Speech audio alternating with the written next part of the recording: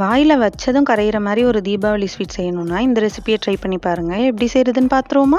அதுக்கு ஒரு 1 கப் அளவுக்கு கடலை மாவ நல்லா வாசம் வர வரைக்கும் 5 நிமிஷம் வறுத்துட்டு, அத ஆற வச்சு சலிச்சு எடுத்து வச்சுக்கலாம். இப்ப மாவளந்த அதே கப்ல பாதி எண்ணெய், நெய் கலந்து எடுத்துக்கிட்டு, நம்ம சலிச்சு வச்சிருக்க மாவோட 1/4 டீஸ்பூன் அளவுக்கு எல்லோ ஃபுட் கலர் சேர்த்து அத மிக்ஸ் பண்ணிட்டு, அந்த மாவோட நம்ம எடுத்து வச்சிருக்க எண்ணெய், நெய் மிக்சர கலந்து கட்டி இல்லாம கலந்து தனியா எடுத்து வச்சுட்டு, சர்க்கரை பாகு காய்ச்சறதுக்காக 1 கப் சர்க்கரையோட 1/2 கப் தண்ணி சேர்த்து, அது ஒரு 8 நிமிஷம் கொதிச்சு ஒரு கம்பி பதம் வந்ததுக்கப்புறம் நம்ம கலந்து வச்சிருக்க கடலை மாவு மிக்சரை கைவிடாம அதில் ஊற்றி கிண்டிகிட்டே இருந்தோம் அப்படின்னா கொஞ்ச நேரத்தில் திக்காக ஆரம்பிச்சிரும். இப்போ அது நல்லா திக்காகி நல்லா கிளாஸியான ஃபினிஷில் வரும்போது கொஞ்சமாக நெய் தொட்டு அதில் கொஞ்சமாக எடுத்து உருட்டி பார்த்தோம் அப்படின்னா உருட்ட வரும். அந்த ஸ்டேஜில் அதை உடனே ஆஃப் பண்ணி நெய் தடவன பாத்திரத்துக்கு அதை மாற்றிட்டு ஒரு நெய் தடவன கரண்டியை வச்சு ஈவனாக ஸ்ப்ரெட் பண்ணி நல்லா 1 மணி நேரத்துலேருந்து 2 மணி நேரம் வர ஆற வச்சுட்டு அதுக்கப்புறம் அதை டீமோல் பண்ணி சர்வ் பண்ணோம் அப்படின்னா ஒரு அருமையான வாயில் வச்சதும் கரையிற மாதிரி நெய் மைசூர்பா வீட்டிலேயே ஈஸியாக ரெடி ஆயிருங்க.